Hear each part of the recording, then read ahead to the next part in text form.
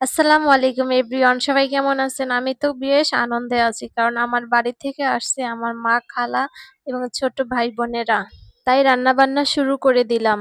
প্রথমে আমি ভাত রান্না করে রেখে দিয়েছি, তারপর ভেজিটেবল ফ্রাইড রাইস রান্না করতেছি। ফ্রাইড রাইসের সাথে চিলি চিকেন আর ভেজিটেবল ভাত দিয়ে খাওয়ার জন্য চিংড়ি মাছ দিয়ে করলা ভাজি আর ঝাল মাংস রান্না করেছিলাম।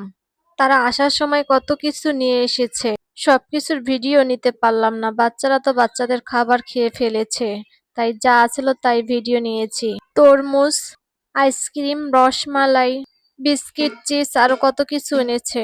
খাওয়া দাওয়া শেষ করে আমরা একটু রামের কান্দা থেকে ঘুরে আসলাম। এসেই আমরা দুই বোন নাগরদোলনায় বসে পড়লাম। আর বাচ্চাদের কথা কি বলবো, ওরা যেখানে যাবে জাম্পিং এ তো উঠতেই হবে ওদের। ঘোরাফেরা শেষ, এখন বাড়ি ফেরার পালা। এখনো কত ভিড়। বাইরে এসে দেখি কত সুন্দর আচার, কিন্তু আচারের স্বাদটা একদম ভালো ছিল না, তাই আইসক্রিম খেয়ে চলে আসলাম। বাসায় এসে আমার ছোট বোন ফুচকা বানাইতে আছে, ওর হাতের ফুচকা দারুণ লাগে, তাই বাইরে আর খেলাম না। বাসায় এসে বানিয়ে ফেললাম মজাদার ফুচকা।